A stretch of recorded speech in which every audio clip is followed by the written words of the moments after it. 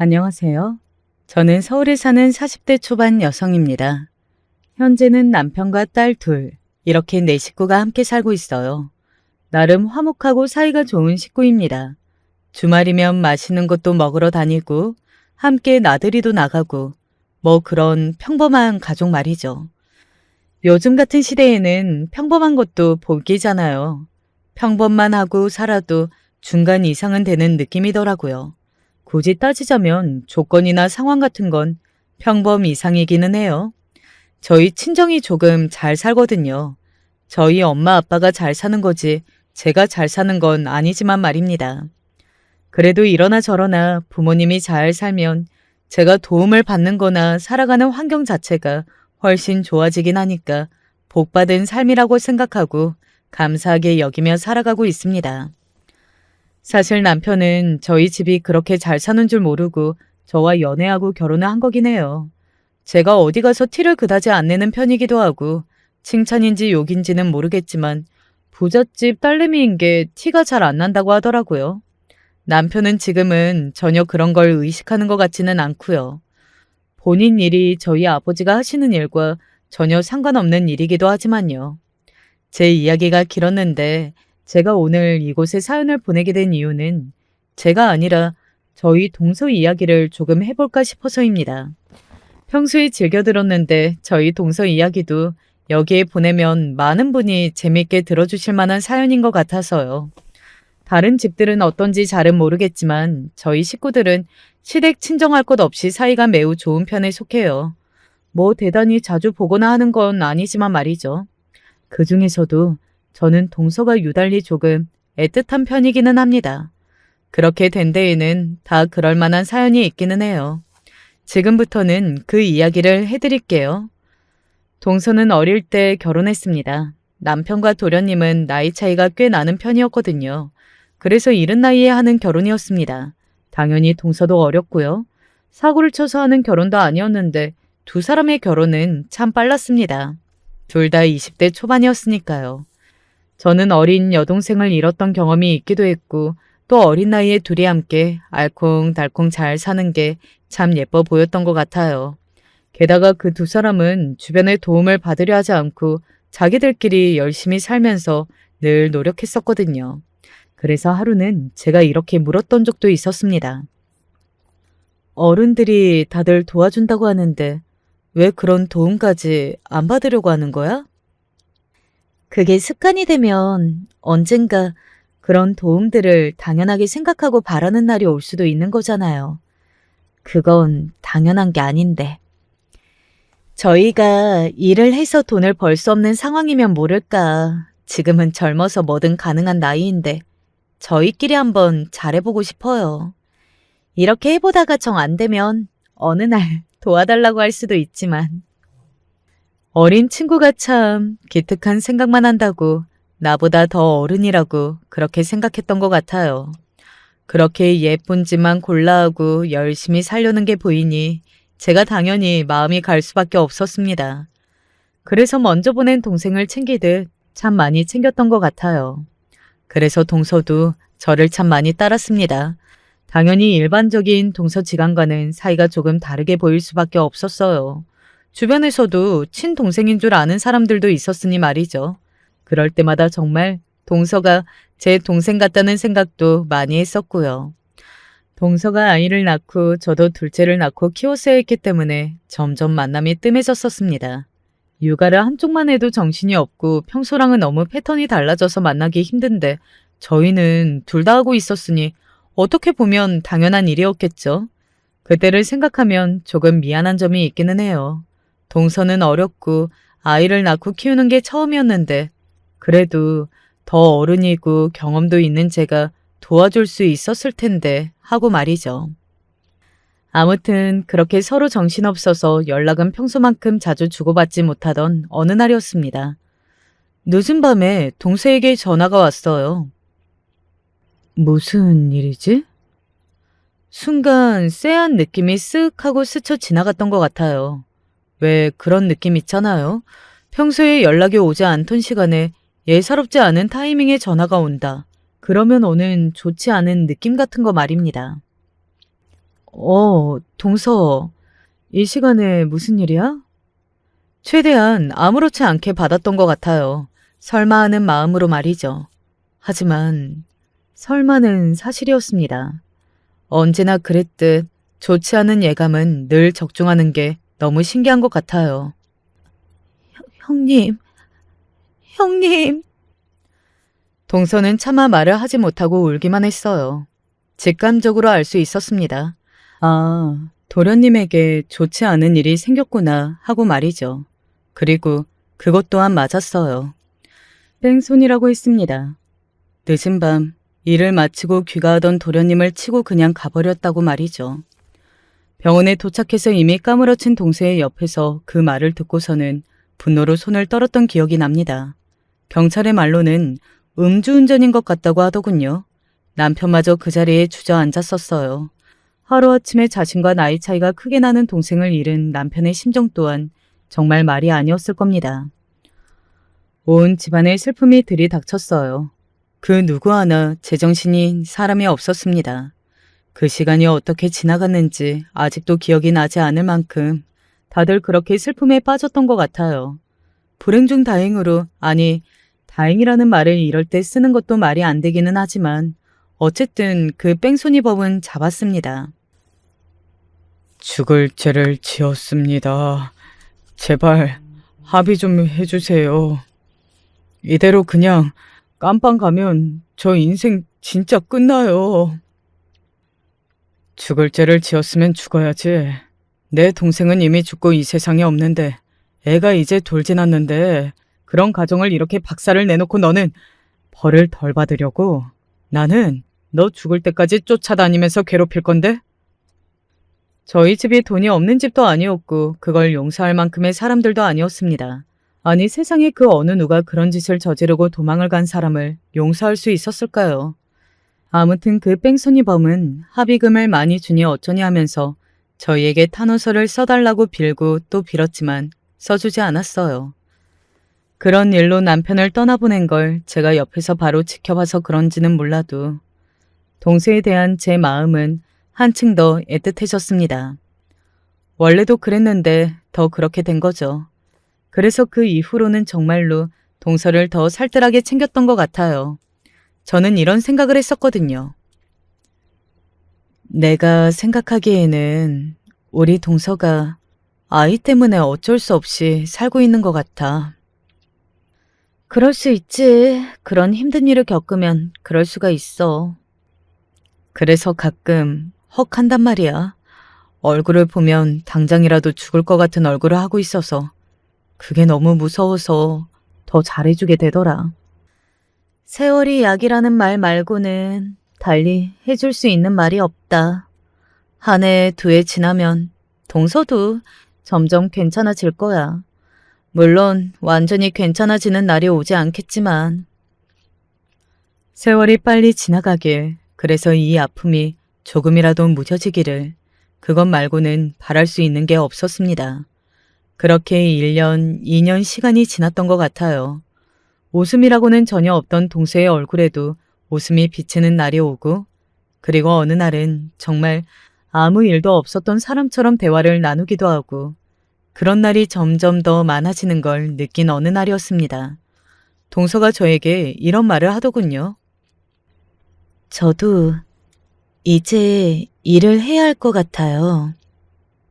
일? 무슨 일? 돈 다 썼어? 내가 빌려줄 수도 있어.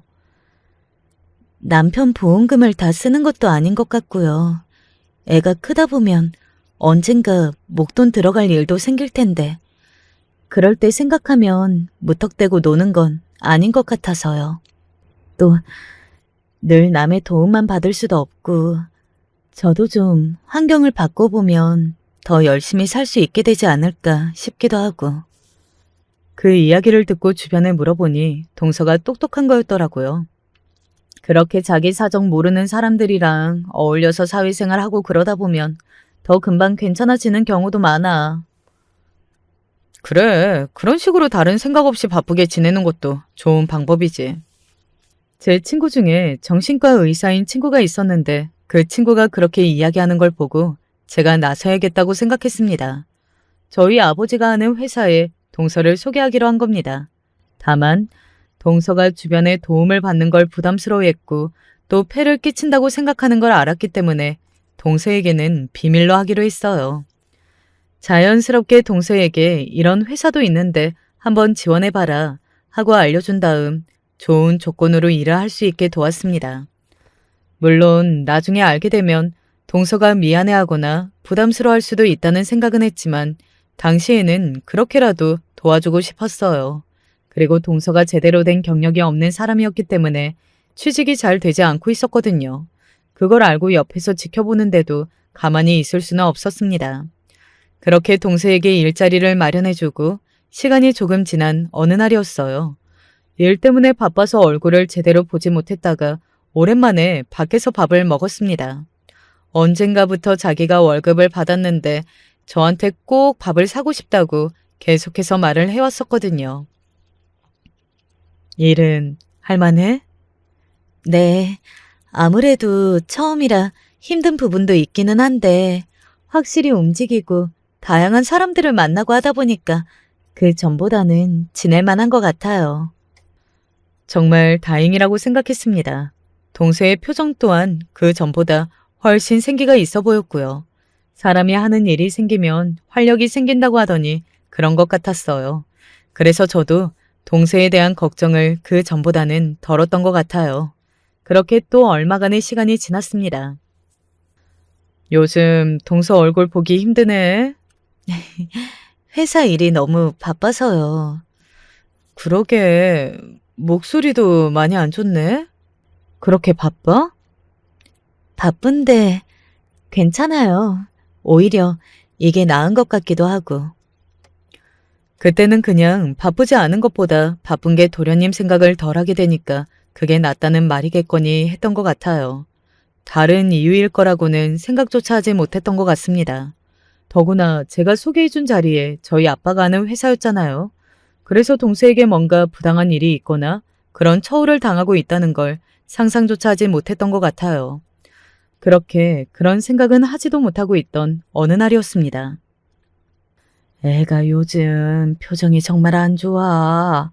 회사에서 무슨 일이 있는 건 아닌지 걱정될 정도라니까. 그래도 회사에서 무슨 일이 있으면 그게 그래도 다행한 일 아니요. 너나 내 생각해서 그렇게 표정 안 좋은 것보다야 낫지? 조카를 시댁에서 봐주고 계셨거든요. 아무래도 일을 하면서 아이까지 키우는 건 불가능한 일이잖아요. 그래서 동서가 늘 퇴근길에 시댁에 맡겨둔 조카를 데려갔었는데 요즘 어디 정말 안 좋은 일이 있는지 동서의 얼굴이 좋지 못하다는 이야기를 시댁 어르신들을 통해 듣게 된 겁니다. 그네 네가 무슨 일 있는지 조금 물어봐라. 그 성격에 잘도 이야기하겠다. 걱정 끼치는 거 싫어서 맨날 억지로 웃으면서 집에 들어오는 애를. 그래도 우리보단 속내 털어놓기 쉬운 거 아니에요. 시댁 어르신들도 동서가 영 걱정이 되는지 저를 불러다 한번 물어보라고 하시더군요. 시댁 어르신들은 동서를 진심으로 걱정했거든요. 진심으로 새 출발을 했으면 좋겠다고 늘 이야기하셨습니다. 저 어린 나이에 혼자 애를 키우고 사는 게 너무 안 됐다고 말이죠. 여차하면 조카도 두 분이 책임진다는 말을 자주 하셨었고요. 그럴 때마다 동서는 그럴 생각이 전혀 없다며 손사래를 쳤지만 말입니다. 네, 제가 한번 물어볼게요. 걱정하시는 시댁 어르신들에게 그렇게 이야기한 뒤 동서에게 연락했습니다. 동서, 시간 될 때 얼굴 한번 보고 밥이나 먹자. 네, 지금은 제가 너무 바빠서. 하는데 동서의 뒤로 누군가가 소리를 지르는 목소리를 들었습니다. 남자 목소리였는데 지금 업무 통화하는 거 아니지? 뭐 이런 목소리였던 것 같아요. 동서는 그 목소리가 들려오고 나서 서둘러 전화를 끊더라고요. 그때는 누군가가 동서를 괴롭힌다는 생각을 직접적으로 하지는 못했던 것 같아요. 아마 직장 내부에서 너네 동서를 별로 안 좋아하는 사람들이 있을 수는 있어. 왜? 경력도 없는데 대우 좋게 들어간 거 아니야? 그러면 아무래도 질투하는 사람들이 생길 수밖에 없지. 아무래도 그런가? 아무래도 그렇지. 이럴 때는 그냥 모르는 척 하고 있는 게 좋아. 그래도 도와주고 싶은데. 어설프게 도와줬다가는 네 동서 진짜 사내에서 왕따 된다. 다 큰 어른들이 무슨 왕따는 왕따야? 얘가 세상 물정 모르는 소리 하네. 요즘 직장 내 괴롭힘, 사내 왕따 이런 게 얼마나 많은 줄 알아? 그런 걸로 비관해서 안 좋은 선택을 하거나 회사 그만두는 경우도 얼마나 많은데. 너 함부로 나서지 마라. 친구들에게 그런 이야기를 들으니 제가 함부로 나서기도 그렇더라고요. 물론 제 전화 한 통이면 도와준다고 하는 사람들이 많을 건 뻔했습니다. 저희 아빠 회사니 당연히 그럴 수밖에 없었고요. 하지만 섣불리 도와주겠다고 나선 행동이 오히려 사태를 더 악화시킬 수 있다는 이야기는 친구들을 통해서 듣고 나니 무슨 문제인지 알아보는 것도 조금 염려가 되더라고요. 뭐 어찌되었든 동서를 그 뒤에 한번 만나기는 했습니다. 안색이 좋지 않더라고요. 시댁 어르신들이 왜 그렇게 걱정을 했는지 단번에 알 수 있는 얼굴을 하고 나타났습니다. 동서, 요즘 회사 일이 많이 힘들어? 아니요. 남들도 저만큼은 다 힘들걸요? 동서는 걱정을 끼치기 싫다는 듯 그렇게 말을 돌리더군요. 하지만 저도 쉽게 물러설 생각은 없었습니다. 얼굴을 보니 걱정이 더 되더라고요. 아니, 그래도 얼굴이 많이 안 좋은데 힘들면 그만두고 다른 일 찾아보는 것도 생각해봐. 정말 그렇게 무리해서 다닐 필요 없어. 정말 괜찮아요. 형님, 회사 일이라는 게 힘들 때도 있고 그런 거죠. 뭐 다들 저만큼은 힘들걸요? 저야 처음 해보는 일이니까 더 힘든 거고. 그래도 정말로 견디기 힘들 만큼 힘이 들면 그때는 형님에게 꼭 말할게요. 정말로요. 지금은 진짜 괜찮아요. 그렇게까지 말하는데 제가 거기서 뭘 더 할 수 있었겠나요? 그냥 그러겠다고 하고 그날은 그렇게 대화를 끝냈습니다.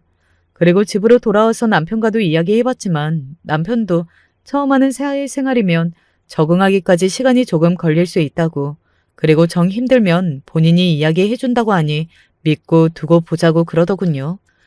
많은 분이 여기까지 들으시면 제 친구들이나 남편의 이야기가 다 맞으니 제가 유난을 떠는 걸로 생각하실 수도 있기는 할 겁니다. 제가 실제로 동서에 대해 각별하게 생각했던 것도 맞기는 하니까요. 하지만 직접 만나서 얼굴을 보고 했던 사람들이 느끼는 것들이 있잖아요. 시댁 어르신들이 동서의 얼굴을 보면서 진심으로 염려했던 것처럼 말입니다. 남편과 친구들의 말을 들어도 계속 그날의 좋지 않았던 동서의 얼굴만 떠올랐습니다. 어딘가 생기가 없어 보이고 지칠 대로 지쳐있는 그 얼굴 말입니다. 그래서 도저히 가만히 있을 수가 없겠더군요. 며칠을 고민했던 것 같습니다. 자연스럽게 동서가 일하던 곳에 찾아가서 동서나 그 회사 사람들에게 부담을 주지 않으면서 동서가 회사 일을 어떻게 하고 있는지 살펴볼 방법을 말이죠. 머리를 굴린 끝에 평소에 조금 친하게 지내던 아빠 회사 임원분 한 분에게 오랜만에 얼굴을 뵙고 싶다고 연락했어요. 그리고 회사 근처에서 밥을 먹기로 했습니다. 오랜만에 이렇게 얼굴 보니까 좋구나. 김 이사님도 잘 지내셨죠? 그럼 나야 잘 지냈지. 이렇게 종종 얼굴 보면서 지내자. 나도 늙으니 예전에 알던 사람들이랑 만나면 참 반갑고 그렇더라. 그렇게 한창 대화를 나누다가 자연스럽게 오랜만에 회사를 조금 둘러보고 싶다고 이야기했고 그러라고 허락을 받았습니다. 동서가 어느 부서에서 일을 하는지 그 부서가 어디에 있는지 이미 알고 있었기 때문에 그냥 자연스럽게 그곳을 지나면서 한번 살펴보려고 했어요. 그날은 맹세코 뭔가 나서서 아는 척을 한다든지 할 생각이 단 하나도 없었습니다. 아마 그 일을 목격하지 않았으면 그냥 동태만 살피고 조용히 집으로 돌아갔을 거예요. 아니 지금 제정신이야? 내가 몇 번을 말해줘야 아냐고. 머리에 든 건 뇌가 아니라 돌덩어리야? 어디선가 들려오는 큰 고함에 멈춰 섰습니다. 그 소리는 계속해서 이어졌어요. 어떻게 이렇게까지 멍청할 수가 있어? 어? 죄송합니다. 죄송합니다. 한마디를 듣고 바로 알아차렸습니다. 지금 혼나고 있는 건 다름 아닌 동서라는 사실을 말이죠. 저는 그 자리에 멈춰서서 계속해서 대화 소리를 들었어요. 물론 그러면 안 된다는 걸 알지만 그냥 모르는 척 할 수가 없었습니다. 아니, 진짜 아무리 머리가 나빠도 사람이 정도라는 게 있지. 죄송합니다. 그놈의 죄송합니다. 그 말 말고는 할 수 있는 말이 없어? 어? 하면서 동서의 얼굴에 서류를 집어 던지더군요. 저는 순간 주먹을 꽉 쥐었습니다. 아무리 일을 못하고 말이 안 통한다 치더라도 그건 폭력이잖아요. 성격 같아서는 바로 나서서 따져 묻고 싶었지만 정말 있는 힘을 다해 꾹 참았던 것 같아요. 동서가 혹시나 곤란해지지 않을까 싶은 마음에 말입니다. 하지만 동서를 향한 그 직장 상사의 폭언은 계속해서 이어졌습니다. 아니, 아무리 머리에 든 게 없어도 그렇지. 나 같으면 이런 실수 2번은 안 하겠다. 이게 뭐야, 어? 서류 작성하는 걸로도 매번 이렇게 내 골탕을 먹여? 왜? 아마 여기까지 들으신 분들이라면 이런 생각을 하실 수도 있을 거예요. 아니, 얼마나 일을 못했으면 그런 말까지 듣고 있어. 그 동서가 어지간히 일을 못하고 실수가 잦았나 보네. 라는 생각 말입니다. 사실 제가 선뜻 나서지 못한 이유도 저는 앞뒤 전후 사정을 몰랐기 때문이에요. 아무리 일을 잘 못한다고 해서 사람을 많은 사람들이 보는 앞에서 저렇게 혼을 내는 건 물론 잘못된 일이기는 하지만 그래도 저는 모르는 일이었으니 함부로 나설 수가 없었습니다. 하지만 이런 생각은 했던 것 같아요. 아니, 참 꼼꼼한 사람이고 뭐든 잘하는 사람인데 하는 생각 말입니다. 동서는 정말 똑똑했거든요. 왜 그런 사람이 있잖아요. 하나를 말하면 둘, 셋을 알아듣고 센스 있게 뭐든 잘하는 사람 말이죠. 동서가 그랬어요. 집안 일을 할 때도 저와 대화를 나눌 때도 평소에 늘 그랬기 때문에 다른 일도 잘할 걸로 생각했던 거였고 말입니다. 그러니 제가 일자리도 뒤에서 소개해 준 거고요. 저라고 아무에게나 그러지 않거든요.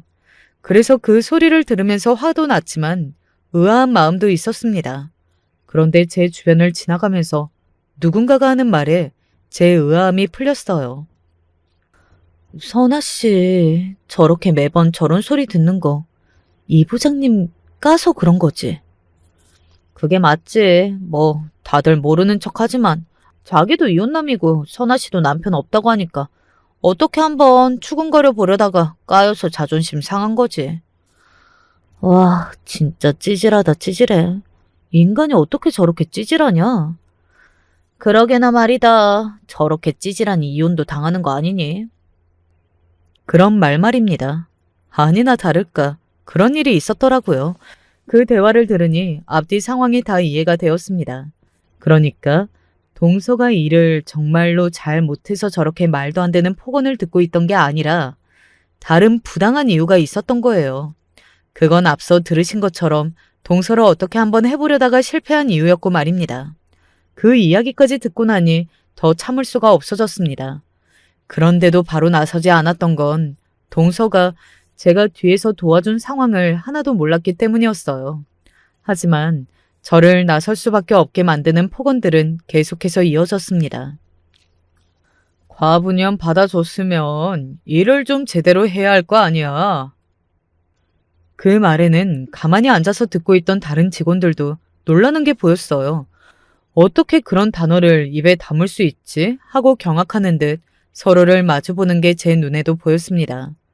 평소에 그런 말을 하는 사람이라면 그간 동서를 얼마나 괴롭혀왔는지도 단번에 알 수 있는 문제였어요. 동서가 저 사람 때문에 힘들어하고 있었다는 걸 알 수 있었습니다. 그리고 무슨 자기가 붙여줘요.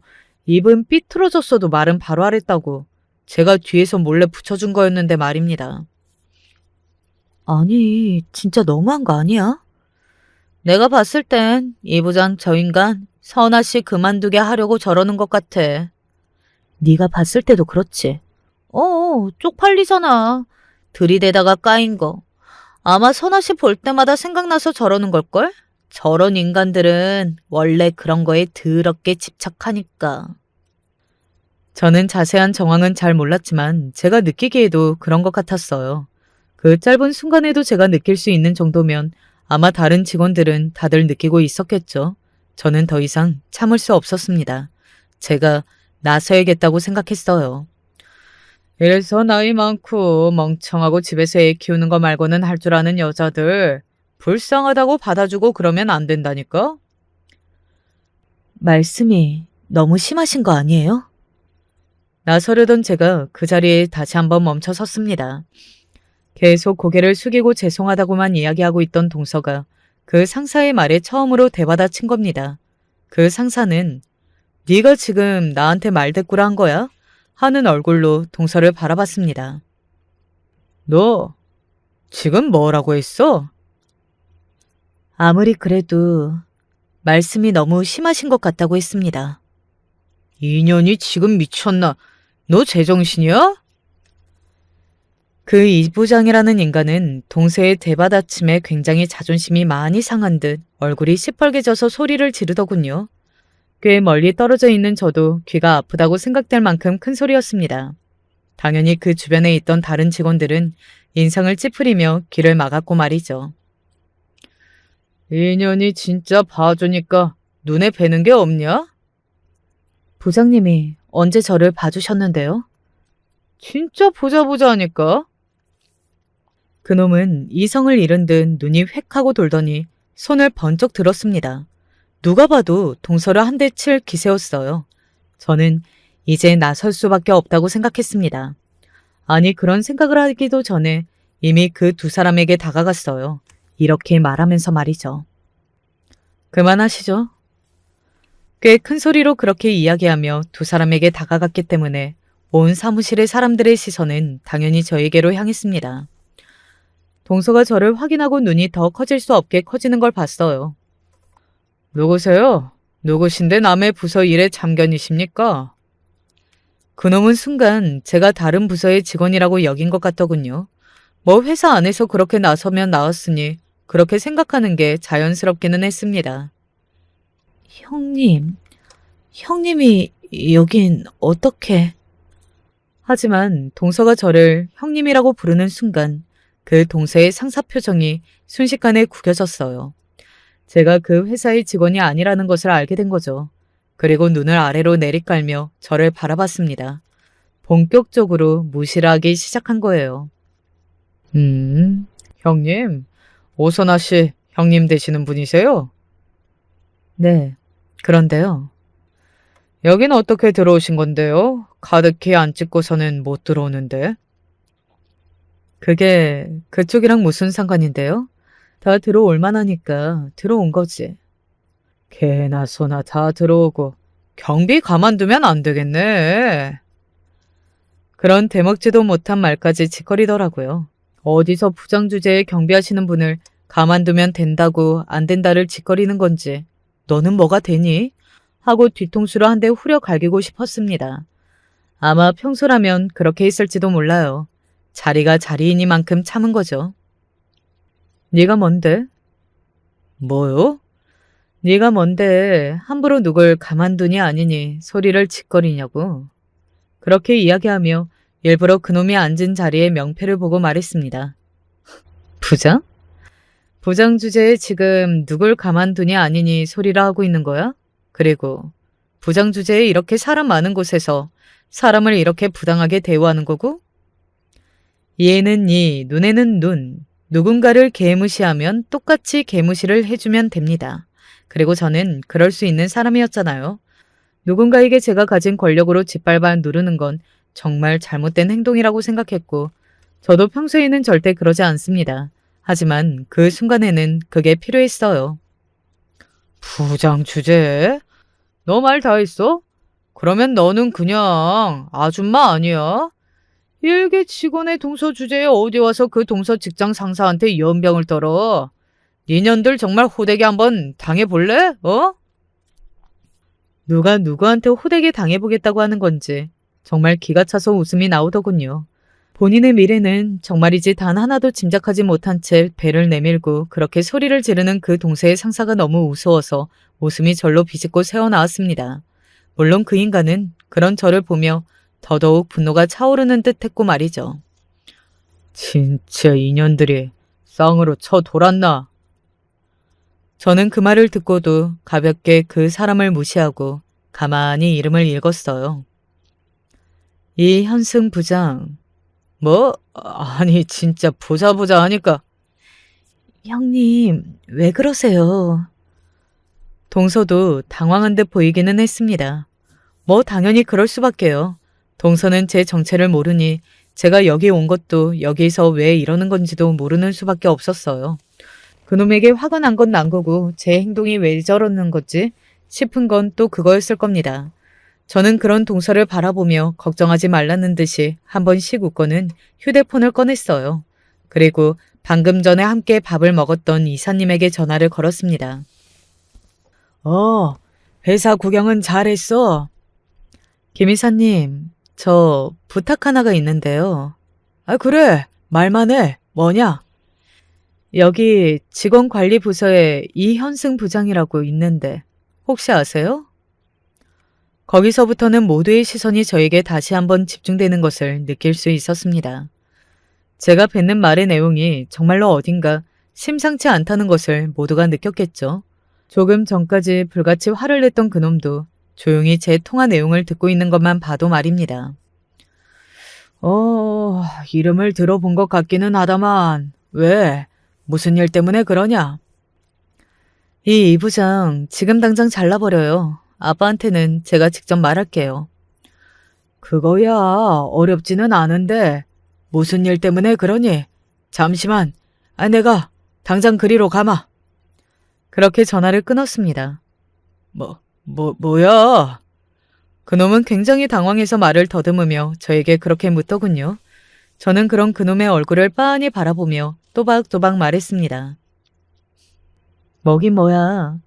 너 인생 종치는 소리지. 라고 말이죠. 앞서 이야기했듯 사람은 직감적으로 뭔가 쎄한 느낌이 들 때가 있잖아요. 그리고 그런 느낌이 들면 늘 불안하고 좋지 않은 예감은 들어맞을 때가 대부분이고요. 아마 그때 그놈의 심정이 그랬을 겁니다. 그런 감정을 느꼈겠지만 그놈은 지기 싫다는 듯 눈을 부릅뜨고 저에게 되물었어요. 네가 뭔데? 너 누군데 내 인생을 종을 치니 많이 하는 소리를 해? 누군지는 조금만 기다리면 확인할 수 있을 거니까 조금만 기다려. 아니, 여기 경비 불러. 이 사람 쫓아내. 지금 뭐 하는 거야? 그놈은 불안한 마음을 그렇게 떨쳐내고 싶기라도 한 듯 조금 전까지 가만두지 않겠다던 경비를 찾아대기 시작하더군요. 어떤 심정으로 그런 말을 하는 건지 알 것 같아서 그냥 웃음이 나왔습니다. 그 와중에도 웃는 저를 보고 그놈은 얼굴이 새하얗게 질려갔지만 말이죠. 그때였습니다. 민정아. 조금 전에 통화를 했던 이 회사의 임원인 김 이사님이었어요. 회사가 엄청나게 큰 회사가 아니다 보니 회사의 임원진들의 얼굴은 대부분의 사원이 다들 알고 있는 듯 보였습니다. 그분의 등장으로 술렁이는 게 느껴졌거든요. 이게 다 무슨 일이냐? 김 이사님이 제 옆으로 다가와 가만히 물으셨어요. 그리고 그 장면을 보고 있는 그놈의 얼굴은 더 새하얗게 질려만 갔습니다. 조금 전보다 더 말이죠. 아니, 김 이사님이 여긴 어떻게... 그렇게 말을 하며 더듬거리는 그 인간을 가만히 보다가 제가 김 이사님을 향해 말했어요. 아니, 회사에 저렇게 직원들에게 포근하고 대먹지도 않는 이유로 괴롭히고 하는 직원이 있으면 안 되는 거 아니에요? 직원을 괴롭히고 폭언을 해? 김 이사님이 그렇게 이야기하며 그놈을 바라봤습니다. 그놈은 쫄은 게 보였어요. 고개를 숙이며 일단은 사과하더군요. 업무 시간에 직원에게 해서는 안 되는 말을 한 건 인정합니다. 일을 너무 못해서 답답한 마음에 그만 저도 모르게 실언했습니다. 하지만 그 이상 다른 행동을 하거나 한 건 아닙니다. 정말 저도 모르게 비웃음이 비집고 나오더군요. 그리고 그런 저를 보면서 그놈은 또다시 열받은 것 같더라고요. 상황 파악을 못해도 정도가 있지 그러니 그런 짓도 하고 다니는 거겠지만 말이죠. 물론 제가 해서는 안 될 말을 해서 잘못을 물으신다면 그 부분은 사과하겠으나 회사와 아무 관련 없는 타인이 이사님이랑 아는 사람이라는 이유 하나만으로 누구를 자르라는 둥 하실 권리는 없다고 생각합니다만. 언뜻 들으면 맞는 말 같기도 했지만 그 인간은 이미 뒤에서 수작질을 여러 번 하다가 그게 안 통하니 동서에게 화풀이하는 거라는 걸 제가 들은 뒤였고, 다른 직원들도 그놈을 질겁하는 걸 봤기 때문에 그 자식의 말을 당위성이 없었습니다. 그리고 그놈이 결정적으로 모르는 게 하나 있었어요. 저는 김 이사님과 아는 사이인 게 아니잖아요. 그놈은 제가 김 이사님이랑 아는 사이인 정도로 보고 그런 말을 한 것 같았습니다. 그런 말을 직원들 앞에서 아무렇지 않게 서슴없이 하는 사람이 버젓이 회사 안에서 일을 하고, 그런 사람을 많은 직원이 상사로 모셔야 한다는 건 부당한 일이 아닐까 싶은데요. 그리고 사내 분위기를 위해서라도 그건 좋은 일이 아니지 않겠어요? 제 말에 그놈은 인상을 팍 쓰더군요. 아니 대체 그쪽이 우리 회사 뭐라도 되느냐 지금 계속 이런 말을 하는데, 임원분과 개인적인 친분이 있다는 이유 하나만으로 모든 걸 마음대로 할 수 있는 것처럼 구는 게 굉장히 주제 넘다고 생각 안 하세요? 내가 임원분 하나 안다고 그랬어요? 제가 그렇게 반문하자 다시 한번 정적이 흘렀습니다. 아마 그 인간은 다시 한번 쎄한 그 감정을 느꼈을 거예요. 다시 말을 더듬기 시작했거든요. 그럼 여러 명이라도 안다는 거예요? 그 말에 제가 픽 하고 웃었습니다. 그러고는 말했어요. 여러 명 알고 또 이 회사에 지분이 있으면 이런 말할 자격 충분한 거죠. 지분이라고요? 아마 그 인간은 그때까지만 하더라도 제가 숨겨진 대주주쯤 되나 이런 생각을 했을 겁니다. 정황상 그렇게 생각할 수 있었어요. 회사의 임원진도 안다고 하고 지분이 있으면 어쩌고 하는 말을 했으니까요. 하지만 이건 꿈에도 몰랐을 겁니다. 아버지 좀 불러주세요. 제가 이 회사 오너의 딸이라는 사실을 말입니다. 김 이사님이 잠시 통화를 하겠다며 사무실을 나갔고, 그와 동시에 사무실의 모든 직원이 웅성거리기 시작했어요. 갖가지 추측들이 오고 갔습니다. 그 중에는 회장님 따님인 거 아니야? 하는 말도 있긴 했던 것 같아요. 형님, 이게 어떻게 된 일인지. 동서가 놀란 눈으로 저에게 다가와 그렇게 말했습니다. 저는 일단은 동서에게 사과했어요. 동서의 허락 없이 몰래 이 회사에 취직시킨 거였고, 또 그로 인해 겪은 일이었잖아요. 그리고 말하지 않은 것도 미안했고요. 미안해. 동서가 다 알면 내 도움은 받지 않을 것 같아서 말 안 했어. 제가 동서에게 사과하고 있는데 누군가가 사무실 문을 벌컥 열고 안으로 들어왔습니다. 아빠였어요. 여기 이 사람들은 회장님으로 알고 있는 저희 아빠요. 이게 다 무슨 일이냐? 대충 듣기는 했다만. 그냥 저 사람만 잘라주시고, 그리고 사내에서 이런 직장 내 괴롭힘 같은 게 더 있는지 아버지가 조사를 좀 해주세요.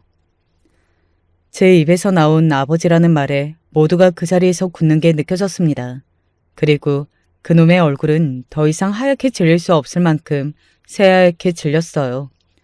나중에 회사 안에서 돈 소문으로는 그때 그놈이 오줌을 지르는 걸 봤다는 사람도 있더라고요. 그만큼 겁이 났을 거긴 합니다.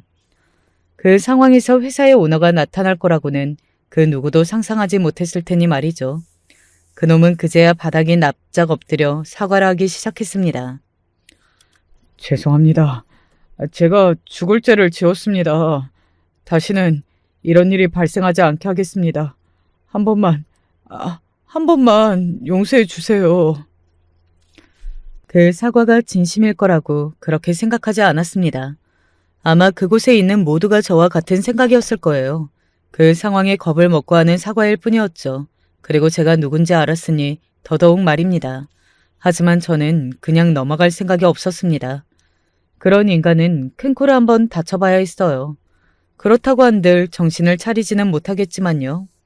그날은 일단 그렇게 마무리했습니다. 그냥 거기서 그 인간을 더 작사를 내고 싶었지만 동서가 혹시나 더 곤란해지지 않을까 해서 그냥 그만뒀던 것 같아요. 물론 그렇다고 그 인간을 그대로 내버려둘 생각은 없었지만 말이죠. 동서와는 긴 이야기를 나눴습니다. 물론 제가 몰래 취직을 시켜준 것에 대해서 아무렇지 않아 한 건 아니었어요. 본인은 본인 능력으로 취직이 되었다고 생각하고 있었고 또 본인이 그렇게 본인은 아니었지만 낙하산으로 채용이 된 거면 다른 누군가의 기회를 뺏는 게 아닌가 하는 걱정을 하더라고요. 뭐 그마저도 참 동서 같았지만 말이죠. 하지만 도와주고 싶었던 제 마음과 그리고 다른 누군가의 자리를 빼앗은 게 아니라는 말에 더 이상 다른 말 없이 넘어갔던 것 같습니다. 물론 속으로는 어떤 생각을 더 하는지는 모르겠지만 일단은 제 진심을 아니까 별 말을 하지 않았던 것 같아요. 회사를 그만두거나 그러지는 마. 들어보니까 동서 일 너무 잘한다고 다들 그랬다던데? 그건 제가 형님이랑 동서지간인 거 알아서 하는 말 아닐까요? 아니야. 그 전에도 다들 잘하는데 그놈만 지랄이라고 그런 말들 했었대. 동서는 동서 자신한테 자신감을 가질 필요가 있어. 그리고 만약에 도움을 받거나 누릴 수 있는 게 있다면 어느 정도는 받아가며 살아가는 것도 다 세상 사는 방법이라고 말이죠. 너무 남에게 손해를 끼치지 않기 위해 지나치게 노력하며 살피는 일이 오히려 남들에게는 더 마음 쓰게 하는 일이 될 수도 있다는 사실도 돌려서 좋게 이야기했어요. 동서는 대충 알아들은 것 같았습니다. 그래서 회사를 그만두는 일은 일단 보류하는 걸로 결정을 내렸어요. 더 다녀보고 결론 짓는 것도 나쁘지 않을 거라는 제 설득이 통한 건지 어쩐 건지 말이죠. 그리고 그 일도 다 있는 일이었더라고요. 새삼 내심 그냥 하는 말이길 바랐었는데 말이죠. 동서가 남편이 없다는 사실을 알고서는 치근덕댄 그 일 말이죠. 그 사실을 알고 노골적으로 들이대며 잘해주다가 어느 순간 거절을 하자 태도를 완전히 바꿔서 괴롭히기 시작한 건 말입니다. 그래서 그간 동서가 표정이 좋지 않았고 말이죠. 일단은 부서를 다른 곳으로 이동시키고 조사를 들어가기로 했다. 바로 자르는 건 문제가 커질 수 있어서. 아무래도 정직원을 아무 이유 없이 자르는 건 문제가 커질 수 있다는 아빠의 말에는 저도 동의를 했습니다. 당신은 너무 화가 나서 자르라는 둥 그런 말을 한 거였지만 그게 바로 되지 않는다는 것쯤 저도 잘 알고 있어요. 다만 그런 이슈가 있는 건 사실이었으니 부서는 이동됐다고요. 그리고 얼마 지나지 않아 그놈이 여태 저질렀던 일이 그뿐만이 아니었다는 사실을 이사님을 통해 듣게 되었습니다. 그런 식으로 여직원들한테 이성적으로 접근하고 자기 마음대로 안 되면 괴롭혔던 일이 잦았던 모양이야. 여기저기서 증언들이 넘쳐나고 있다고 하더라. 그런데 여태 왜 아무도 몰랐죠? 다들 알고 있었는데 선뜻 나서지 못했던 거겠지. 혹시나 불이익이 있을까 싶었어. 그런데 회장님 따님분이 직접 나섰다고 하니 자신에게 불이익이 오지 않을 거라는 생각이 들어서 그간 당했던 일들을 다 증언하기 시작한 거고. 네가 큰일했다. 이 문제로 사내 분위기가 긍정적으로 많이 바뀌고 있다고 말이죠. 알게 모르게 사내에서 여자 직원들을 차별하거나 기분 나쁜 농담을 하는 경우들도 줄고 있다고 말입니다. 뭐 저는 그런 부분까지 다 생각하고 한 행동은 아니었지만 결과적으로 그렇게 되고 있다니 좋은 일이라는 생각이 들더군요. 그리고 좋은 소식은 또 들려왔습니다. 저 회사 계속 다니기로 했어요. 동서가 그런 소식을 전해왔습니다. 고민이 많았는데 일이 너무 재미있고 사람들도 너무 좋고 또 누군가에게 도움을 받는 게 그렇게 나쁜 일은 아니라는 것을 받아들이기로 했다고 말입니다. 물론 그 일이 일어나지 않았으면 더 좋았겠지만 여러모로 전화 위복이 된 것 같아서 저도 참 마음이 좋았던 것 같아요. 그리고 얼마 지나지 않아 그놈은 해고 조치가 되었다고 들었습니다. 본인의 잘못으로 해고가 된 거라 퇴직할 때 받을 수 있는 혜택들도 대부분 받지 못하고 나가야만 했고 또 소문이 너무 파다하게 나서 다른 회사에 취직도 어려울 거라고 말이죠. 다 본인의 업보인 거죠. 그렇게 살면서 언젠가 그 대가를 받을 거라는 생각을 하지 못한 게 참 멍청했던 거지. 저에게 복수를 하겠다며 일을 간다는 이야기를 들었습니다. 동서가 그 이야기를 해주면서 저를 걱정하더라고요. 저랑 형님을 가만두지 않겠다고 그런 소리를 하고 다닌다던데 괜찮을까요? 아마 그러지 못할 거라고 동서를 안심시켰어요. 제가 조금 알아본 바로는 그놈의 부모님들도 혹시나 자기 아들의 일이 소문이 날까봐 쉬쉬한다고 들었고 또 자식도 있다고 들었거든요. 그래도 잃을 게 있는 인간인지라 섣불리 움직이지는 못할 거라고 동서를 안심시켰습니다. 그리고 그런 인간은 원래 말뿐이지 실제로 행동은 또 못하거든요. 겁이 많아서요. 뭐 한번 저에게 전화가 온 적은 있기는 합니다. 내가 가만히 있을 것 같아? 가만히 안 있으면 뭐 네가 어쩔 건데 뭘 할 수 있는데 복수할 거야. 내가 무슨 짓을 할지 무섭지 않아? 그러는 너는 내가 무슨 짓을 할지 안 무섭냐? 나는 이미 회사도 잘렸는데 네가 그거 말고 나한테 무슨 짓을 더 할 수 있는데? 그렇게 말하는 그 인간에게 자신의 처지를 다시 한번 일러줬습니다. 너는 부모도 있고 너 자식도 있잖아.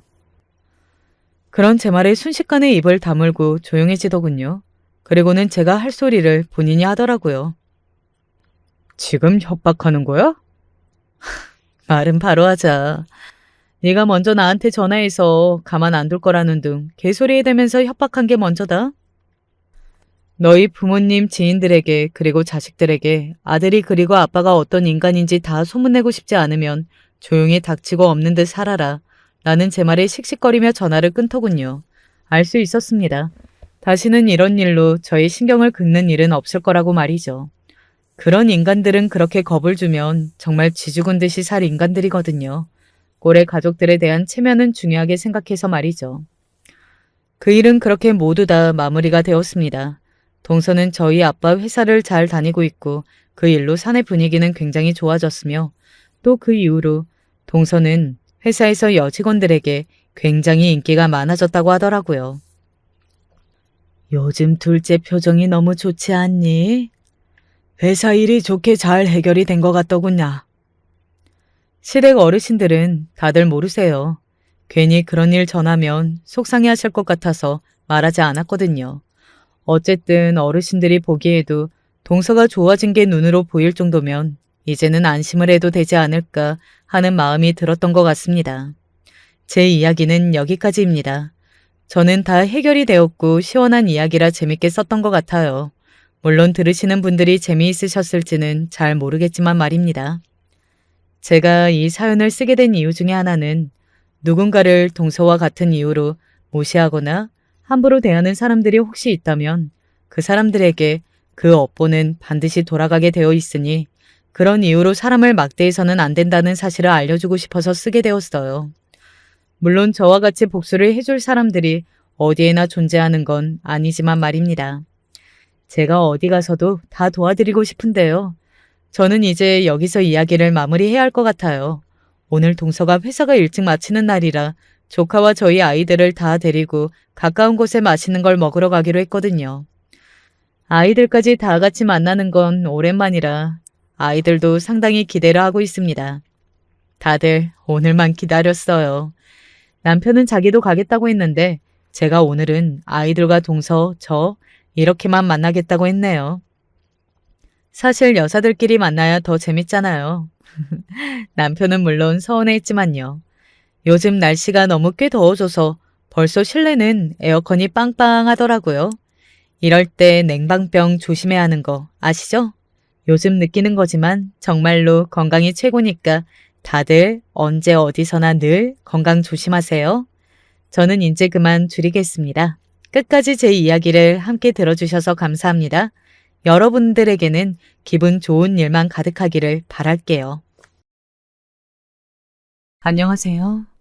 어디에다가 하소연할 것도 없고 친구가 이곳을 알려줘서 어렵게 사연을 보내봅니다.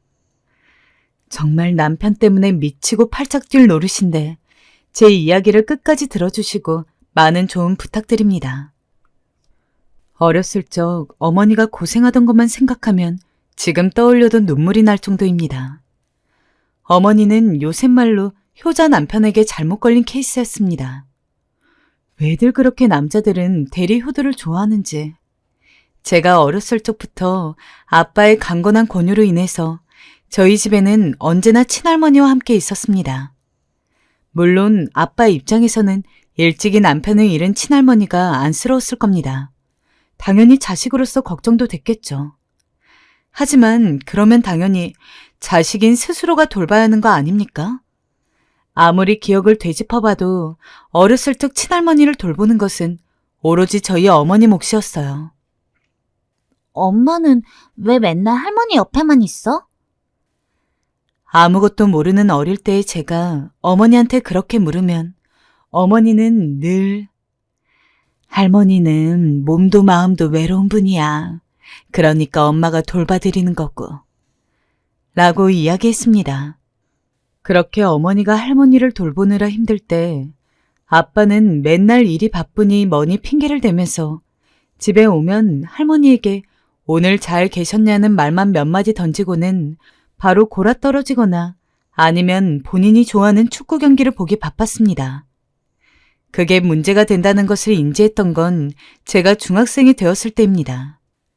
친할머니는 아주 나쁘신 분은 아니었지만 그렇다고 해서 어머니에게 살가운 분도 아니었습니다. 예, 밥 안 되었니? 어서 밥 좀 차려라. 네, 어머님, 잠시만요. 얼른 가져오래도. 넌 왜 이리 둔한 거냐? 시애미가 이때쯤이면 밥 먹는다는 거 몰라? 미리미리 준비를 해놨어야지. 시애미 모시는 게 어찌 예전 같지가 않구나. 젊을 적부터 몸이 약했다던 할머니는 나이가 들고서는 움직이는 게 불편할 정도로 힘든 상황이었고 그러다 보니까 자연스럽게 어머니를 여기저기 부려먹고는 했습니다. 하지만 문제는 주말에 어머니와 아빠가 함께 있을 때도 언제나 아들인 아빠한테는 아무 말도 안 하면서 어머니만을 불렀다는 겁니다. 할머니 자식은 아빠잖아요. 아빠 좀 시켜요. 왜 맨날 할머니 밥 차리고 집안 청소하고 그런 건 다 엄마가 해야 돼요? 뭐라고? 아니, 이 기집애가 지금 할매한테 뭐라는 거야? 너 안 되겠다. 일로 와봐. 혼 좀 나야 정신 차리겠구나. 어디 기집애가 할 말 못할 말도 못 가리고.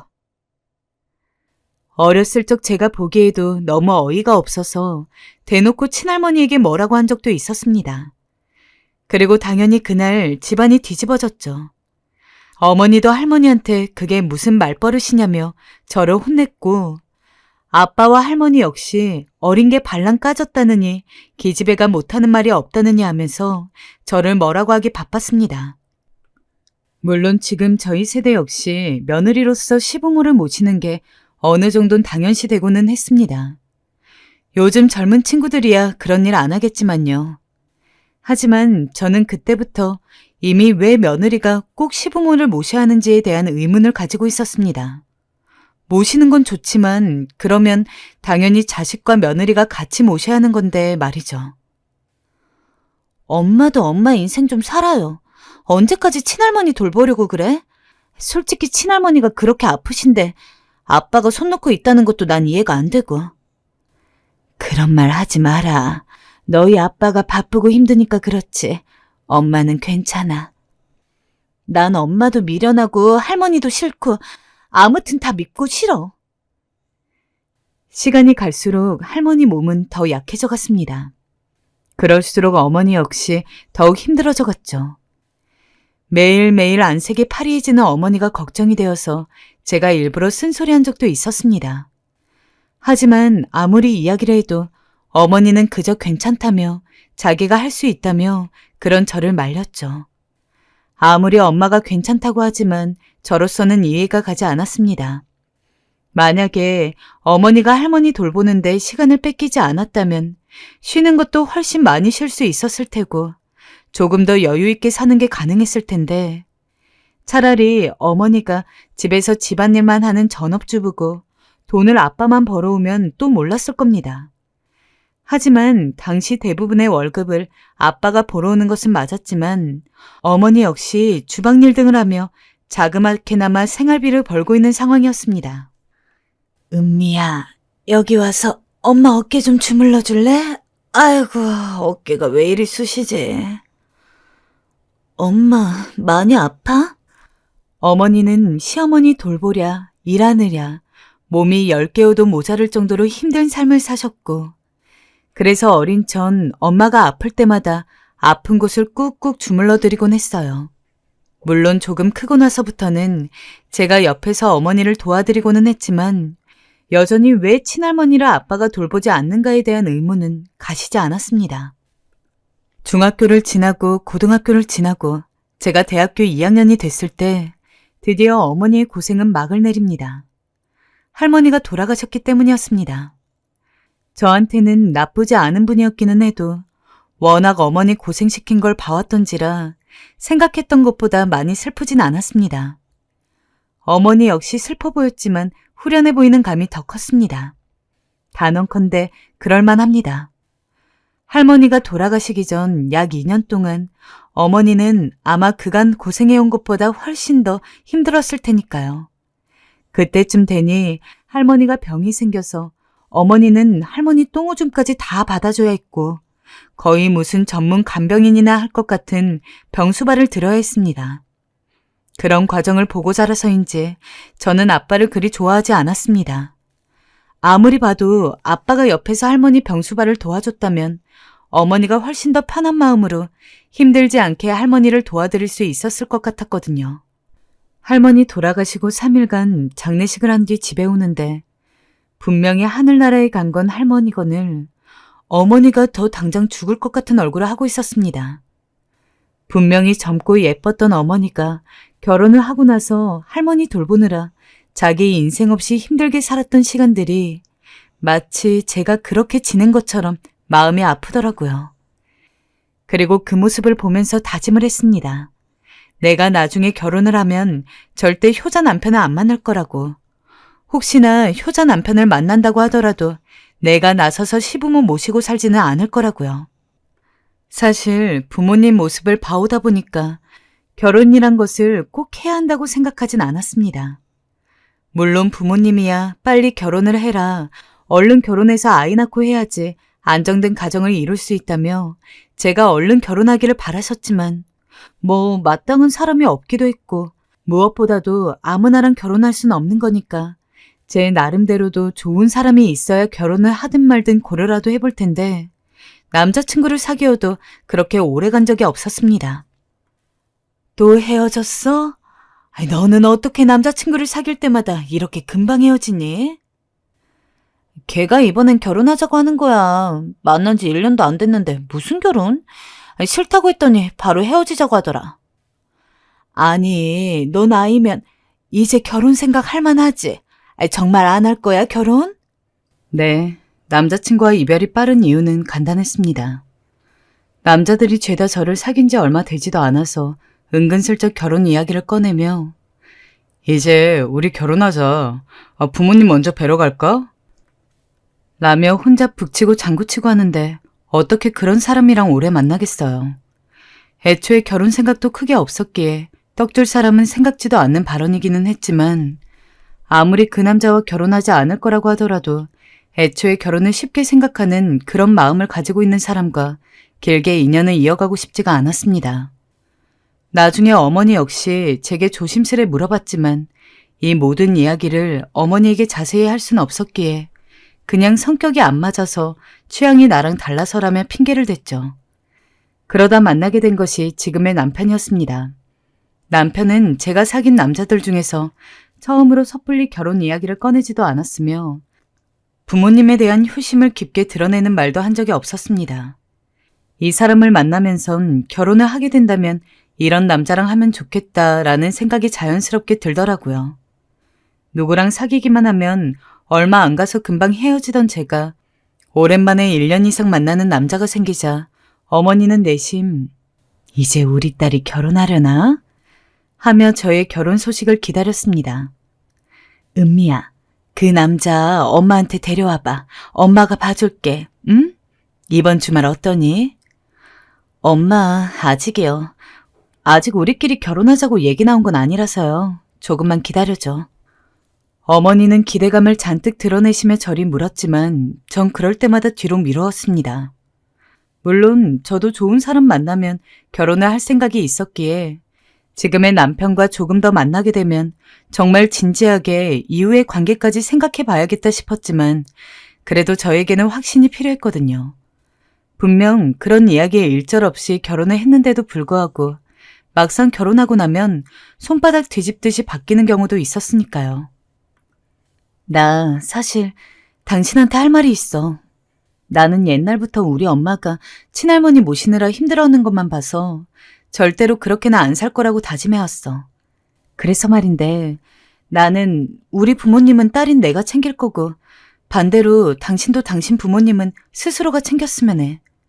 물론 반대로 당신한테 우리 부모님 수발 들어달라고 부탁하지도 않을 거야. 당신을 좋아하고 당신이랑 결혼하면 괜찮을 것 같다고 생각하고 있지만 이 부분이 나랑 맞지 않으면 나는 솔직히 지금 관계를 더 이어가는 게 힘들 것 같아. 직설적이라면 직설적이었을 겁니다. 하지만 괜히 돌려 말하면서 어줍잖은 기대를 품게 하고 싶지도 않았습니다. 그리고 애초에 저의 이런 말에 화를 내면서 관계를 끊을 사람이면 빨리 끊어내는 게 저로서도 좋은 일이었으니까요. 하지만 이런 제 말에도 남편은 화를 내지 않았습니다. 그래, 은미야. 네 생각이 그렇다면 그렇게 하자. 사실은 나도 그쪽이 더 좋다고 생각하고 있었어. 그러니 너무 염려하지 말고 나랑 결혼하는 거 생각해 줄래? 남편의 확답까지 듣고 나니까 결혼을 더 미루기가 힘들었습니다. 당시 남편은 35이었고 저는 32이었는데 조금 늦은 나이에 저희는 결혼을 하게 되었습니다. 제 결혼 소식을 저보다 더 좋아하는 것은 저의 어머니였습니다. 뭐라고? 우리 은미가 드디어 결혼을 하는구나. 아이고, 이렇게 좋은 일이 어딨니? 대견해라. 그래, 언제 데리고 올 거니? 식은 언제쯤이고? 엄마, 딸 결혼하는 게 그렇게 좋아? 그럼 이보다 좋은 일이 어딨어. 엄마가 얼마나 걱정이 많았는데 네가 하도 데리오도 원하는 남자는 안 만날 거다. 그럴 바에는 그냥 평생 혼자 살 거라고 입에 달고 다니니까 내심 네가 이러다가 진짜로 죽을 때까지 결혼 안 할까 봐 걱정하고 있었지. 그래도 좋은 사람 만나 결혼을 한다고 하니까 엄마는 마음이 많이 놓인다. 엄마는 정말로 저희의 결혼을 그 누구보다 축복해 주셨어요. 남편도 듬직해 보인다며 마음에 들어했고요. 결혼하고 나서는 그냥 여느 부부처럼 평범하게 지냈습니다. 저희끼리 신혼집을 따로 얻어서 살았고 명절과 생신 때마다 친정집에 그리고 시댁에 갔죠. 하지만 그렇다고 해서 시집살이가 없었냐면 그건 또 아닙니다. 따로 살기는 했지만 시어머니는 이것 좀 너무한 거 아닌가 싶을 정도로 저희 집에 오는 경우가 많았습니다. 어머니 오셨어요? 그래, 왜 표정이 그러니? 내가 또 와서 놀란 표정인데? 아니에요. 일단 들어오세요. 날씨가 밖에 어찌나 더운지 얼른 에어컨부터 켜봐라. 너 저번에 내가 말한 거 기억하지? 화장실 청소는 매일 해야 한다고. 오늘 했니? 또 시어머니는 약간의 결벽증이 있으셨는데 그걸 그대로 저희 집에도 적용하려 했죠. 그게 아주 큰 문제였습니다. 아이고, 이 창틀 먼지 좀 봐라. 애미야, 너네 이 먼지 다 마시고 살 거니? 이게 폐로 기관지로 들어가면 다 병이 되는 거야. 얼른 걸레 가져와 봐라. 네가 안 하니 나라도 해야지. 시어머니는 걸레를 들고 저희 집 이곳저곳을 쑤시고 다녔습니다. 정말 보기만 해도 스트레스였죠. 그리고 집에 오지 않을 때는 늘 전화를 해서는 우리 아들이 갈비찜 좋아하는 거 알지? 내일은 오랜만에 몸보신 좀 시켜라. 예전에 너 없을 때 집에 갔더니 냉장고가 아주 말이 아니던데 너 우리 아들 식사는 제대로 먹이고 있는 거니? 라며 정말 귀에 못이 박히도록 남편 챙기라는 이야기를 하시더군요. 남편한테 이야기를 해도 효과는 잠깐이었습니다. 좀 연락이 안 온다 싶어서 이제는 더 이상 안 그러시겠지 하고 있으면 또 한 달 정도 지나서 은근슬쩍 집에 오고 저에게 전화를 거는 일들이 다시 늘어났습니다. 정말 엄청 스트레스를 받고 있었는데 그때 예상외로 저를 도와주신 게 바로 시아버지였습니다. 그때가 아마 추석이었을 거예요. 시댁에 가서 전을 부치고 상을 차리고 있는데 시어머니가 다가와서는 또 이것저것 잔소리를 하더군요. 계란물을 이 정도만 묻히면 어떡해? 더 듬뿍 묻혀서 부쳐야 맛이 좋지. 동그랑땡은 준비했니? 저번 추석에 네가 만들었던 게 맛이 없어서 혼났다 아주. 그래도 그 정도는 참아 넘기는 게 예의라 생각해서 정말 꾸역꾸역 네 어머님 하면서 받아 넘기고 견뎠습니다. 하지만 제가 아무런 말도 안 하니까 시어머니는 그것에 기세등등해진 건지 밥을 먹으면서도 저한테 계속 잔소리를 하시더라고요. 뭐 제 요리 실력을 보면 우리 아들이 밥이나 잘 챙겨 먹는지 걱정이 된다느니 이래서 반찬이면 뭐며 해가지고 가져가는 건데 아주 한번 들리면 시어머니를 잡아먹을 듯이 군다느니 저도 성격이 없는 것도 아니고 그런 식으로 부당하게 시어머니가 저한테 잔소리하고 뭐라고 하는 걸 더 이상 참아 넘길 수가 없었습니다. 어머님, 죄송한 말씀이지만 저희 집은 제가 알아서 잘하고 있어요. 어머니가 말씀하시는 것도 한두 번이야 조언이라고 생각하고 감사히 받아들이지. 일주일에 두세 번도 넘게 오시고 심지어는 제가 없을 때 와가지고 제 짐도 막 건드리시고 그러는데 아무리 남이 아니라 어머님이라고 해도 그거는 예의가 아닌 것 같아요. 방문을 하실 거면 애초에 남편이랑 저한테 모두 얘기를 해야 되는데 어떤 때는 남편한테만 이야기하고 어떤 때는 말도 없이 오시고 제가 어떻게 안 불편할 수가 있어요? 당연히 혼날 걸 각오하고 던진 말이었습니다. 시어머니는 어리 빠진 듯 어버버하면서 절 손가락질하고 온기 가득했던 밥상 앞이 진짜 한순간에 쎄해지는 기분이 느껴졌죠. 순간 이번만 더 참을 걸 그랬나? 하고 후회가 됐지만 언젠가는 한 번 정도 이야기를 했어야 할 것 같은 말이었기에 일부러 더 당당하게 앉아 있었습니다. 그러던 중 잠깐의 정막을 끊고 시아버지가 말씀하셨죠. 당신 요새 뻔질나게 밖을 들락날락 거린다 했더니 잘 살고 있는 애들 집에 갔다 온 거였어? 내가 그런 것 좀 하지 말랬잖아. 며느리가 얼마나 불편하면 이 자리에서 이런 얘기까지 하겠어. 그리고 뭐 일주일에 두세 번? 아니 거길 당신이 그렇게 많이 갈 이유가 대체 뭐야? 앞으로는 절대 가지 마. 미안하다 아가야. 나한테 들켰으면 내가 지인즉하지 말라고 했을 텐데 앞으로 내가 못 가게 단단히 단속하마. 뭐라고요? 당신 지금 내 앞에서 며느리 편드는 거예요? 애가 대체 살림을 어떻게 하고 사는지 당신이 알아요? 창틀에 먼지도 한가득이고 화장실에도 물때가 있고 난 그런 거 못 본다고요. 왜 애들 사는 집을 당신이 신경 써? 당신은 당신 집이나 신경 쓰면 되지. 그리고 저번에 내가 말했잖아. 첫째 며느리한테도 괜히 시집살이 시키지 말라고. 이번엔 이게 둘째로 옮겨간 거야? 허튼 생각하지 말고 앞으로 들락거리는 거 내 눈에 보이기만 해봐. 알았어?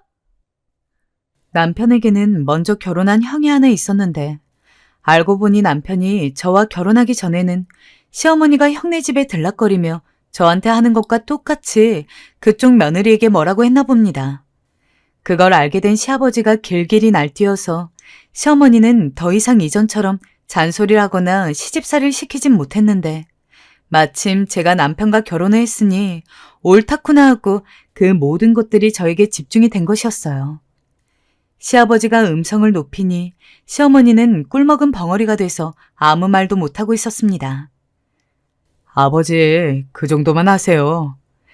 라고 남편이 조용히 이야기를 했으나 시아버지는 오히려 너는 너네 엄마가 그런 줄 알았으면 네 아내 생각해서라도 먼저 나서서 그러지 좀 말라고 해야 되는 거 아니야? 남편이 돼가지고 아내가 의지도 못하겠다. 오히려 너보다는 네 아내가 더 강단이 있어 보이네. 앞으로 또 네 엄마가 그러는데 너 제대로 못 말리면 그때는 내가 가만히 안 있을 줄 알아라. 라며 제 편을 들어줬습니다. 얼마나 어깨가 으쓱거리는지 밥 먹는 내내 기쁨의 웃음 때문에 광대가 올라가서 참느라 죽는 줄 알았습니다. 그에 반해 시어머니와 남편은 잔뜩 풀이 죽은 얼굴이었고요. 식사를 다 하고 상을 치우면서 슬쩍 시아버지에게 다가가 감사하다고 하니까 시아버지는 제 어깨를 툭툭 두드리면서 앞으로 또 이런 일 있으면 그때는 나한테 이야기해라. 내가 다 막아줄 테니까. 라며 다시 한번 위로해 주었습니다. 그나마 시댁 식구들 만나는 게 아주 힘들지 않았던 이유는 전부 시아버지가 있었기 때문입니다. 정말로 시아버지가 아니었으면 시어머니의 그 집착에 가까운 시집살이를 어떻게 견뎠을지. 아마 제 성질을 못 이겨서 결국 남편이랑 이혼하는 것까지 고려해봤을 것 같습니다. 아무튼 그날 이후 시어머니는 절대 이전과 같은 간섭을 제게 하지 않았습니다. 덕분에 저의 결혼 생활은 그 어느 때보다도 평온했죠. 오로지 남편과 저, 그리고 이후 나온 자식만 생각하면 되니까 사는 게 힘들어도 그럭저럭 버틸만 했습니다. 언제는 아버님의 손을 꼭 잡고 이렇게 말씀드린 적도 있죠. 아버님, 감사해요. 제가 아버님 덕분에 많이 편해졌어요. 아시죠? 됐다. 그런 걸 가지고 뭐 고마워하기는. 네 시애미가 좀 유별난 구석이 있긴 해도 마음이 못된 사람은 아니야. 말이 좀 뾰족해서 그렇지. 네가 그런 점들은 너그러이 이해해줘라. 네, 알겠어요, 아버님. 하지만 어느 날 너무도 충격적인 소식을 알게 되었죠. 바로 시아버님이 돌아가셨다는 이야기였습니다. 암으로 투병을 하고 계시긴 했어도 설사 이렇게 빨리 가실 줄은 상상도 못했던 터라 얼마나 가슴이 아프던지 저는 거의 오열을 하다시피 병원으로 향했어요. 우리 아가 잘 살아야 한다. 항상 사랑한다. 알지? 아버님. 아버님은 힘없이 제 손을 잡으시며 저 말 한마디 하시고 세상을 떠나셨어요. 아무리 시부모 간섭 없이 부부끼리의 삶을 추구하는 저일지라도 시아버지가 돌아가셨을 때만큼은 정말 펑펑 울었던 것 같습니다.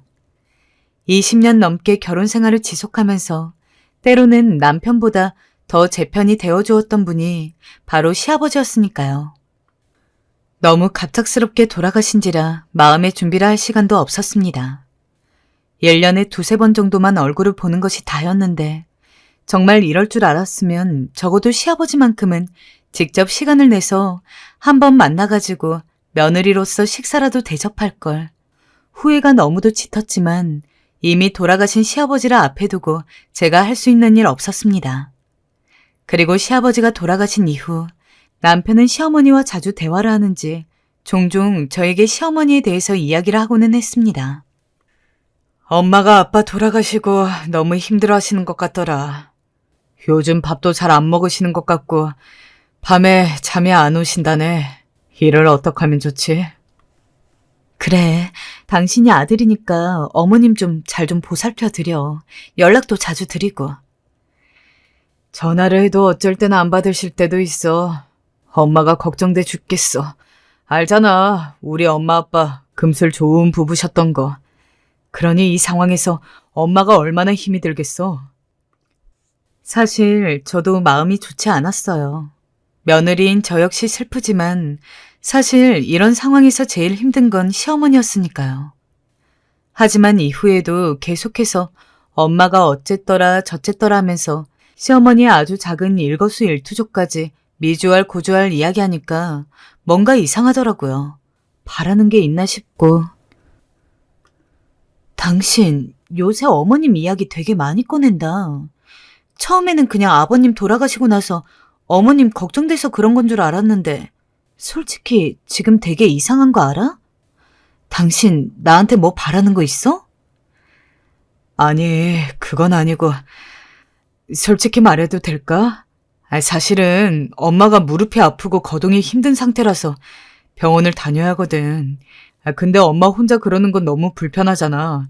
매번 택시도 잡으셔야 하고. 그래서 난 우리 집에서 모시면 어떨까 싶은데. 조금은 당황스럽기도 하고 화가 났습니다. 어머님의 아픈 것 때문이 아니라 제가 결과적으로 그 이야기를 먼저 꺼낼 때까지 아무 말도 못하면서 제 눈치만 보고 있던 남편의 행동이 문제였습니다. 결국 병원도 못 가실 상태이니 저희 집에 들어와 살면서 병원을 다녀야 한다는 이야기인데 뭐 한평생 돌봐야 하는 것도 아니고 병원 갈 때 정도야 잠시 머무는 거는 남편이 미리 제대로 저한테 이야기만 했으면 저도 충분히 납득을 할 수 있었을 겁니다. 당신, 그러면 미리 말해주지 그랬어. 왜 그걸 지금에서야 얘기해? 알겠어. 그럼 병원 다니실 때는 오시라고 해. 대신 병원 다니고 나으시면 바로 댁으로 돌아가시는 게 조건이야. 그 조건 지켜줄 거지? 그렇게 할게. 그래도 시아버지가 한번 크게 이야기를 한 이후로 시어머니도 더 이상 저한테 불필요한 연락을 하지 않으셨고, 저도 딱 명절이랑 생신 때만 얼굴을 보니까 예전만큼 시어머니가 밉거나 그렇게 힘들지도 않았습니다. 그리고 어차피 병원 갈 때만 잠시 있는 거니 그렇게 오래 계시지도 않을 거라는 생각에 남편한테 흔쾌히 시어머니 모시고 오라고 했습니다.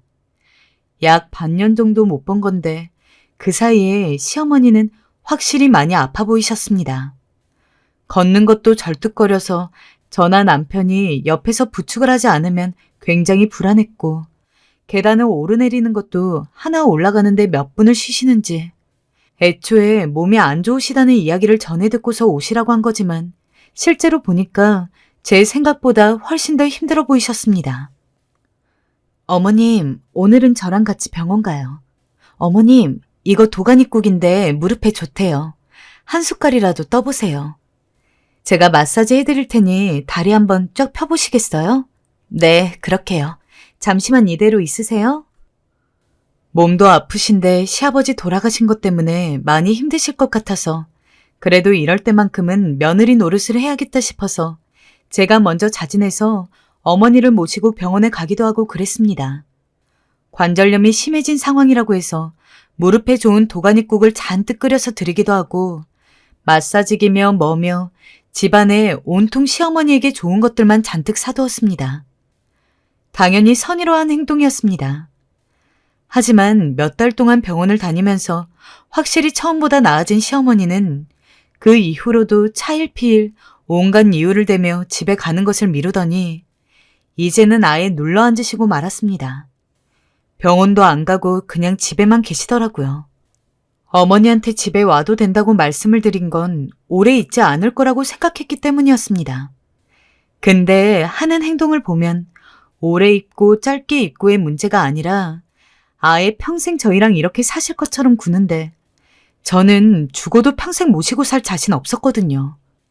심지어 시어머니 행동이 정말 가관이었습니다. 예, 너 잠깐 일로 와봐라. 아휴, 내가 안 하려 했는데 집고를 왜 아직도 이러고 하고 사는 거냐? 넌 몇십 년 집안일 했으면서 아직도 이게 안 되니? 내가 네 시아버지 있을 적엔 어쩔 수 없이 손을 안 댔는데 여기 며칠 있으면서 보니까 아주 집 상태가 아니, 개판이다, 개판. 이런 개판 5분 전 집구석에서 어찌 사는 게야? 응? 너 어디 할 말 있으면 좀 해봐라. 그리고 어제 보니까 우리 철용이한테 밥 안 차려주고 혼자 차려먹게 하던데. 너 원래 나 없을 때도 그러고 살았니? 대체 왜 힘들게 일하고 온 애 밥을 안 차려주고 있는 거야? 어머님, 죄송하지만 저 그때 전화하던 중이었고요. 제가 미리 만들어 놓은 반찬과 국이 있으니까 이 사람이 그 정도는 떠먹고 스스로 차려 먹을 수 있다고 생각해요. 저희 그렇게 살아온 거 맞고요. 그리고 자꾸 개판개판 거리시는데 저 나름대로 매일 쓸고 닦고 하면서 집 정리해요. 그게 어머니 성에 안 차셔서 그런 말씀하시는 거겠지만 솔직히 조금 불편하네요. 불편? 이게 시애미한테 못하는 소리가 없네. 너, 네 시아버지가 널 아주 오냐오냐 해주니까 그 뒤에 숨어서 파냈지? 근데 말이다, 나는 너 오냐오냐 해줄 생각 없다. 하나하나 붙어서 집안일 명령하고 지시하는 것도 모자라 막말을 퍼부어대는데 정말 사람을 미치게 할 노릇이더라고요. 전 당연히 남편한테 가서 이야기했습니다. 여보, 어머님이 돌아가실 생각 안 하는데 당신이 한번 이야기해봐. 난 더 이상 같이 못 살아. 엄마가 얼마나 외롭고 쓸쓸하면 그러겠어. 난 우리 엄마 마음 다 이해돼. 여기라도 있어야 사람 사는 온기 느껴지고 편안하니까 저러시는 거야. 솔직히 엄마가 여기 살아도 당신 크게 불편하게 하는 거 없으니까 그냥 있게 해주면 어때? 우리가 자식된 도리로서 아픈 엄마한테 먼저 가라고 하는 건 너무 매정하잖아. 집에서 시어머니 밥 차려주고 빨래하고 청소하는 거 하나도 안 도와준 양반이 아주 입이 트여 있다고 말은 잘하더군요. 어처구니가 없어서 콧방귀를 한번 뀌었습니다. 말 같지도 않은 소리 하지 마. 어머님 여기 오라고 했던 거 어머님이 병원만 한두 달 다니다가 다시 사시던 곳으로 돌아갈 거라고 생각했기 때문이야. 당신, 내가 처음에 결혼할 때 그랬지. 나는 절대 시부모님 못 모시고 산다고. 당신이 정 어머님이 걱정이 되고 같이 있고 싶으면 이 집 나가서 당신이 어머님이랑 둘이 살다가 원할 때 들어와. 그거는 내가 이해해 줄 수 있으니까. 아니면 요즘 요양은 잘 되어 있으니까 그쪽을 알아보던지. 막상 제가 그렇게 이야기하니까 말문이 탁 막히는지 우물쭈물하던 남편이 그게 말이 되는 소리냐며 항변했지만 저는 절대 안 된다고 딱 잘라 말했습니다. 남편이 아무리 애걸복걸해도 넘어가지 않았죠. 친구한테 이 이야기를 했는데 한 친구는 제가 똑부러지다고 그러는데 한 친구는 그래도 가족이 됐는데 너무 매정하다고 그러더라고요. 내심 그 말을 듣고 나니 정말 세상 제일 나쁜 며느리가 된 것 같아 억울하고 그랬어요. 결국 남편이 말해 어머님이 다시 집으로 돌아가셨는데 남편이 시위라도 하는지 그 이후로 맨날 술만 먹고 들어오기 시작했어요. 넌 참 매정하고 이기적이다. 어떻게 우리 엄마를 집에 그대로 보낼 생각을 하냐? 네가 우리 엄마를 버린 거야. 너 우리 엄마 거기서 고독사라도 하면 어쩔래? 너가 책임질래? 당신 똑바로 이야기해.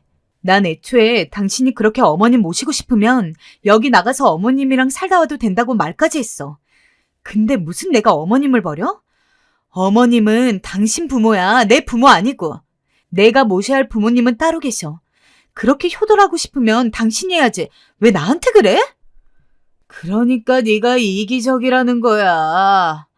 우리 엄마가 그래도 너 며느리랍시고 가끔 저녁 해주고 그런 건 기억도 안 나지? 넌 아마 바늘로 찔러도 피 한 방울 안 나올 거다.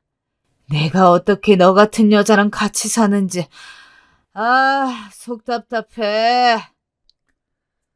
남편도 어지간히 취했는지 제게 꽥꽥 소리를 지르더군요. 이렇게 정냄이 없는 인간일 줄 몰랐다면서 그 말에 기가 차서 이야기했습니다. 그래, 그럼 이참에 갈라서자. 뭐? 나 같은 여자랑 못 살겠다며. 그럼 갈라서자고.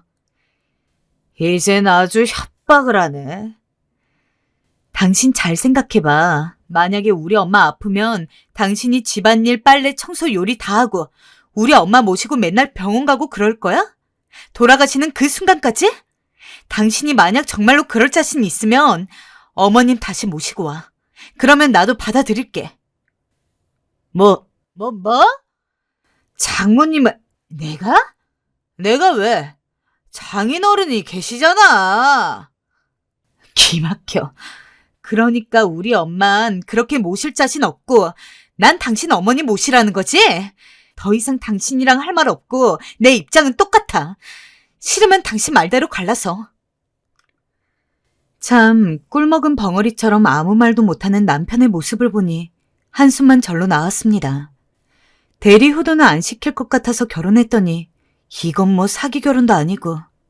그런데 기막힌 건 다시 시어머니가 오셨다는 거예요. 저한테 전화를 하셔선 갑자기 큰 가방 몇 개를 가지고 집에 들어오시더군요. 어머니, 어쩐 일이세요? 이 가방은 또 뭐고요? 뭐긴 뭐야. 니네 집에서 살 거니 몇 개 짐 좀 챙겨온 거지. 네? 너 설마 내가 나간 거 정말 아예 나간 거라 생각한 거니? 아니, 나는 그럴 생각 없다. 난 니네랑 살 거야. 그때 내가 간 건 짐 정리하러 간 거다, 얘. 나 좀 더우니까 물부터 일단 떠와봐라. 내 짐 정리도 좀 하고. 기가 차 한숨이 흘러나왔어요. 그리고 이젠 안 되겠다 싶어 솔직하게 말씀드렸습니다. 어머님, 저 어머님이랑 못 살아요. 왜? 못 산다니? 그게 무슨 말이냐?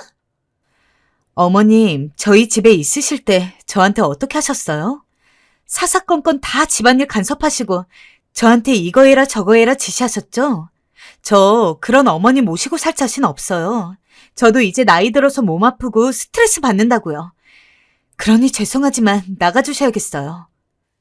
뭐야? 너 단단히 미쳤구나. 미쳐도 단단히 미쳤어. 내가 너 그간 봐준 건 이뻐서가 아니야. 다 네 시아버지 때문이었지. 하도 며느리들한테 관심 끌어하니까 꺼준 거다. 근데 대체 네 시아버지도 없는 마당에 뭘 믿고 그러는 거냐? 너 어디 감히 시애미한테 말을 그따위로 해? 너 이러는 거 사돈도 아시니? 결국 그날의 싸움은 점점 더 커졌고 시어머니는 그 사이 제 집으로 들어와 아이 방 한 칸을 차지하고 나오질 않으셨어요. 그리고 그날 밤 남편이 들어왔을 때 시어머니가 쪼르르 나와선 남편 다리를 붙잡고 엉엉 울었습니다. 나 정말 속상해 죽겠다. 이래서 늙으면 죽어야 하나 보다. 죽어야 해. 네? 엄마, 진정하고 말씀해봐요. 무슨 일이에요? 여보, 우리 엄마 왜 이래? 글쎄 얘가 나한테 뭐라 하는지 아니? 나 못 모시고 산댄다. 나 같은 시어머니 트세다고 기세다고 죽어도 못 모시고 산대. 내가 뭐 그리 몹쓸 짓을 했니? 지난 몇십 년간 니들이 필요한 거 다 해주고 베푼 죄밖에 없는데. 아이고. 말도 안 나오더군요. 거짓 눈물 흘려가며 남편 붙잡고 저러시는데 무슨 연극 보는 줄 알았습니다. 전 더 그 꼴 보기 싫어 그냥 밖으로 나가버리려 했어요. 근데 그때 갑자기 남편 눈빛이 돌변하더니 절 콱 붙잡더라고요. 어디가 당신? 우리 엄마한테 저렇게 말한 거 사실이야? 사실이냐고? 남편은 악에 바친 듯한 얼굴로 제게 소리를 질러댔고 순간 그 모습이 우습게 느껴지기까지 했어요. 사실이면 어쩔래? 근데 제 말이 끝나자마자 갑자기 볼이 확 달아오르더군요. 네, 바로 남편이 제 얼굴에 손을 댄 겁니다. 저도 놀라고 시어머니도 놀라고 남편마저 자신이 순간적으로 저지른 행동에 놀란 듯 했습니다. 이게 도대체 무슨 일인지. 결혼 생활 내내 말싸움은 있었지만 이런 식으로 절 때린 건 처음 있는 일이었어요. 순간 맞은 것에 대한 고통보다 분노와 모멸감이 먼저 차오르기 시작했어요. 내 앞에 있는 이 인간을 용서할 수 없겠더라고요. 전 곧바로 남편의 머리채를 붙잡았고 미친 듯이 뒤흔들었습니다. 시어머니는 또 자기 자식 머리채 잡히는 게 싫었는지 제 손을 입으로 물고 손으로 때리고 난장판도 이런 난장판이 없었죠. 그날 이후 전 남편과 냉전을 겪었어요.